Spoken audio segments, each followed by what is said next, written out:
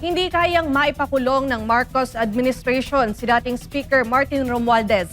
Ito ang inihayag ni Atty. Levy Baligod kasunod ng banta sa SONA ni Pangulong Bongbong Marcos Jr. na sasampahan ng ombudsman ng patong-patong na kaso ang kanyang pinsan kaugnay ng mga maanumalyang flood control projects. Selmar Persuelo sa balita.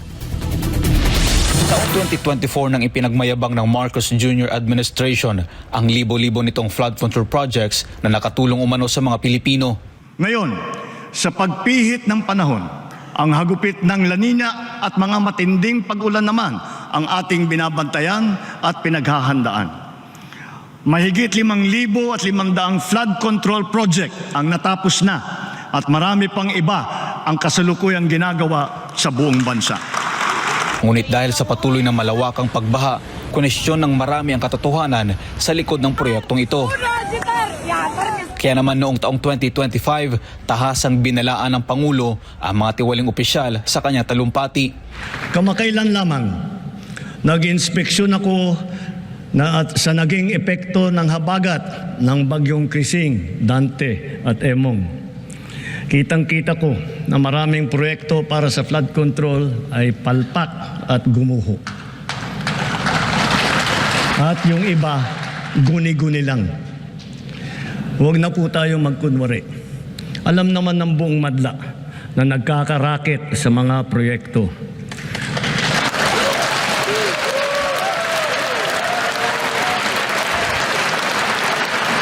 Mga kickback, mga initiative, errata, SOP, for the boys. Kaya sa mga nakikipagsabwatan upang kunin ang pondo ng bayan at nakawin ang kinabukasan ng ating mga mamamayan, mahiya naman kayo sa inyong kapwa Pilipino.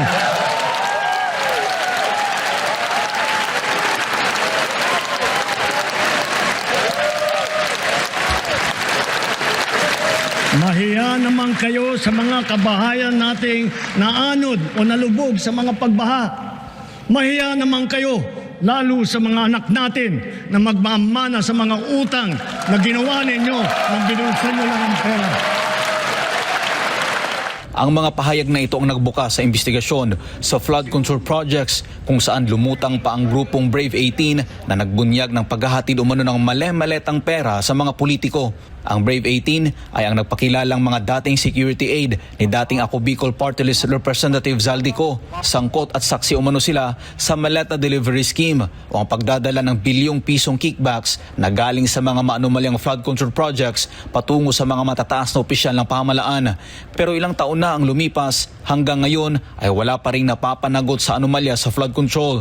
Bagay na kinumpirma ni Atty. Levy Baligod sa panayam ng SMNI News. Sinabi nito na hanggang ngayon ay hindi pa anya nahuhuli ang mga malalaking isda. Yung big fish, lumalangoy pala yun sa baha. Hindi pa nahuhuli.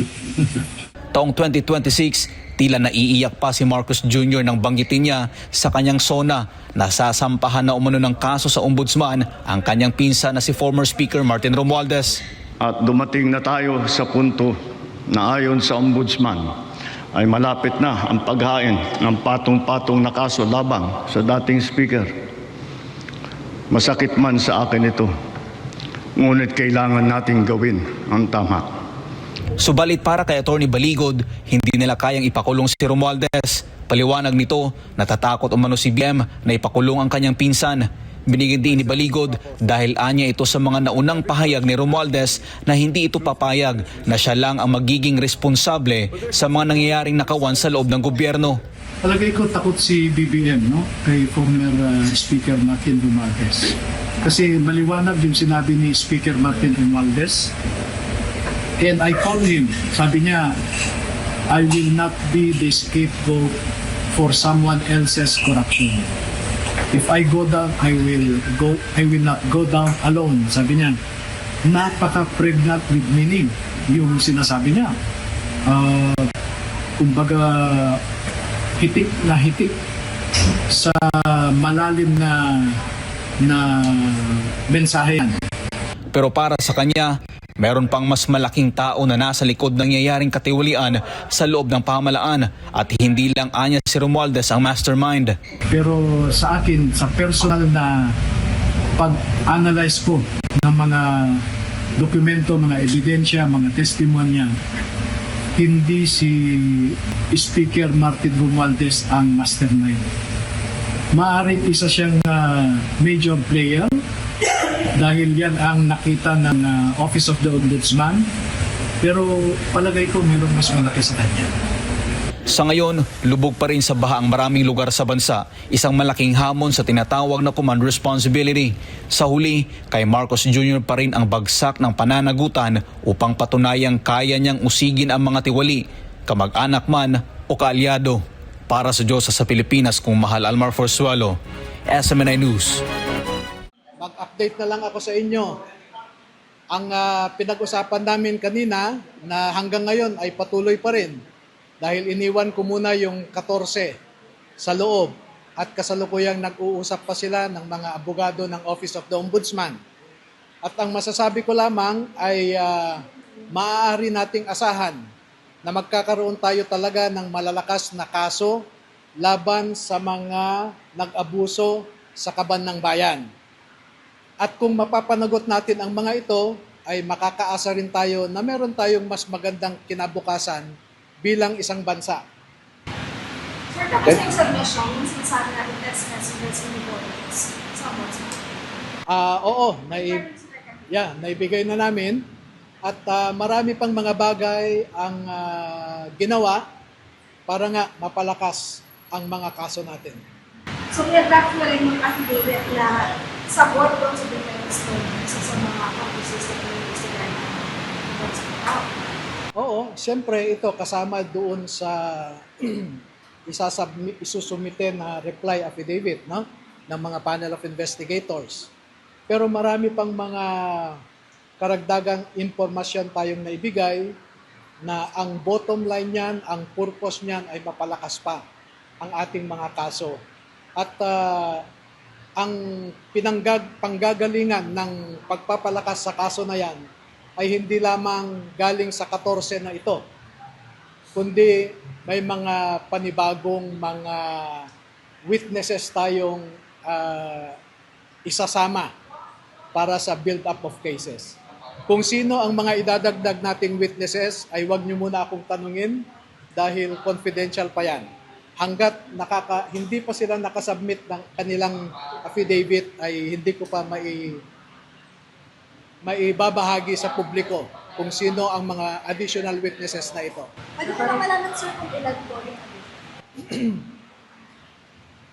Marami. Can you identify po the specific case po na dinagdagan nyo ng testimony? Lahat po ng nasa sinumpaang salaysay nila ay ibinibigay namin ang mga pruweba namin. No? Lahat ng mga napangalanan sa kanilang sinumpaang salaysay ay ibinibigay na namin ngayon ang mga katibayan. Sir, sino po yun? Basahin nyo na lang yung kasama yung mga delivery and lahat yon, lahat ng pinangalanan. No? Pero safe to say, kasama po si dating House Speaker. Kasama siya sa napangalanan. sir, mga bagong ituturo ba o mga bagong witnesses outside po sa Sa ngayon, wala pa. Ang sinasabi ko ay meron tayong karagdagang mga witnesses. No? Ito yung mga 14 na naiwan sa 18 at nagkaroon ng karagdagang mga pagtatanong. At maliban dyan ay nagkaroon din kami ng pag-uusap ng ilang mga opisyal ng Office of the Ombudsman. And this is what I can say for now. We can expect a stronger set of cases and we can expect a brighter future for this country. Kasi nakikita ko na may puwang na mapanagot natin ang mga nag-abuso, no, sa ating gobyerno. Okay na? Yun lang ang masasabi ko ngayon.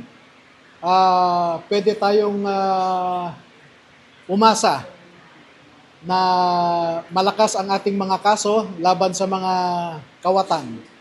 At dahil dyan ay magkakaroon tayo ng magandang kinabukasan bilang isang bansa.